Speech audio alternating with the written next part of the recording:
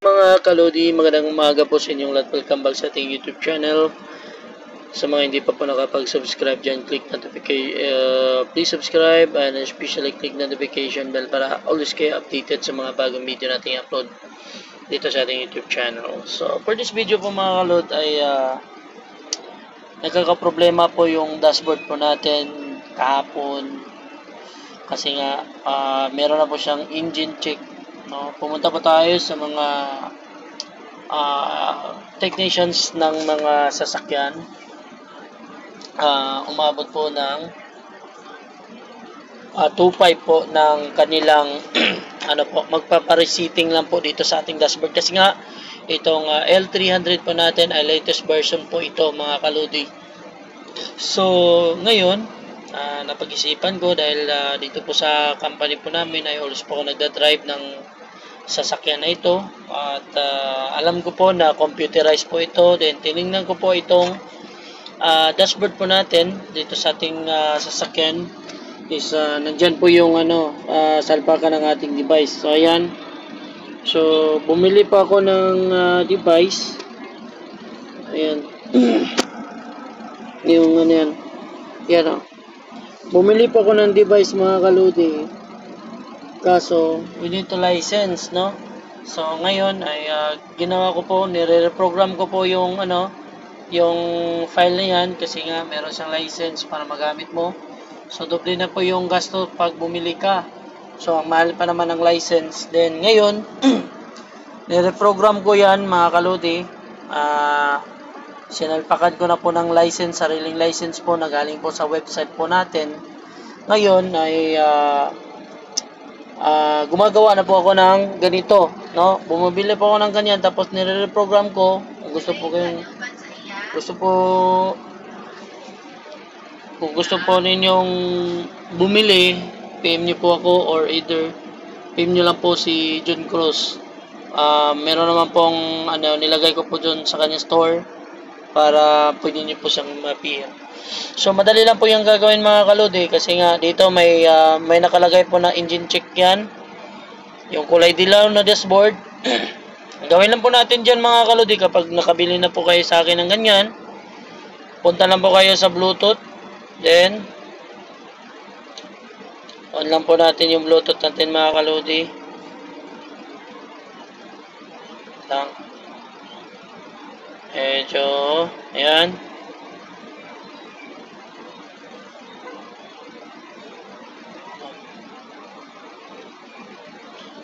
i-disconnect muna natin to kasi nga ito mga lodi ODB2. Yan. Okay po natin yan. Yan, connected na po siya. Ayan po. Then, punta tayo dito sa ating app mga kalodi.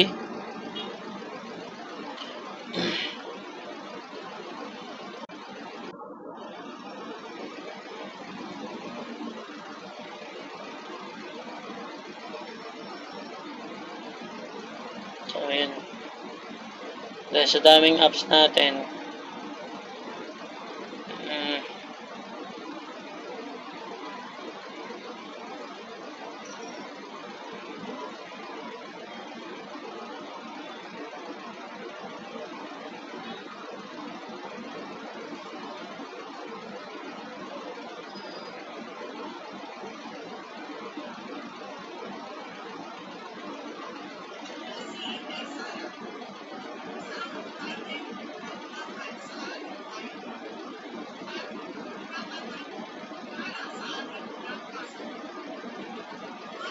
Saan na ba yun? Nawala yung natin mga kaludi. Ito na pala.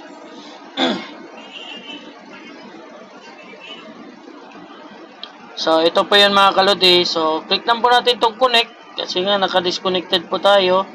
Then, yung mapapansin po nyo dyan mga kaludi ay mag-ilaw po yung ayan, magbi-blinker po yung dashboard natin. Ibig sabihin, connected na po yan. So, ayan. Hintayin lang po natin matapos na makapasok yung natin.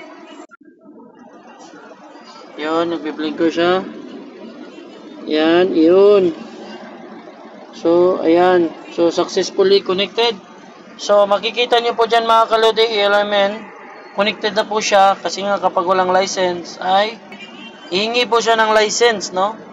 So, in-input na po natin yung license sa ating dashboard. So, tingnan niyo po, nagbi-blinker na po siya.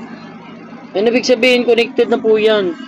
So, ngayon, i-double check po natin kung meron po siyang, sample, merong ilaw po dito mga kalodi.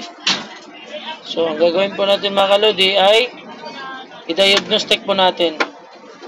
So, para ma-reset, meron dyan, engine oil, control unit, tapos check nyo na lang po, then clear.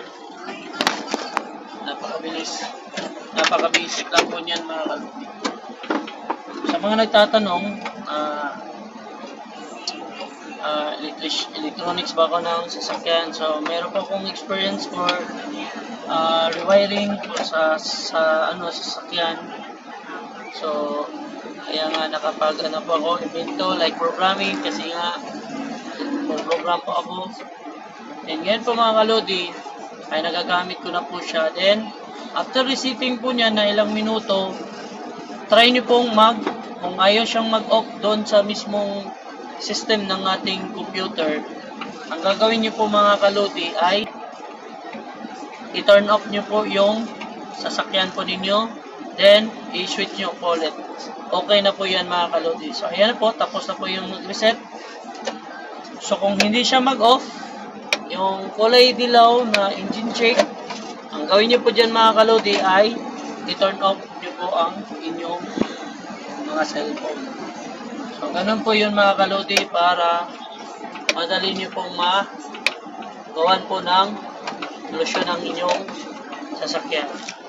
Ito po yung first vlog po natin mga kalodi. Sa mga gustong bumili, meron po ako mga kalodi, meron po mga guide na po dyan para malalaman po natin kung ano ba yung mga sira pa ng inyong sasakyan. And then pagkatapos yung pong na-reset, after na po, wala na pong problema, nawala na po yung ilaw mga kalodi, pwede na po i-disconnect. Ganun lang kadali mga kalodi. Disconnect nyo lang. Yun. So, tapos na po.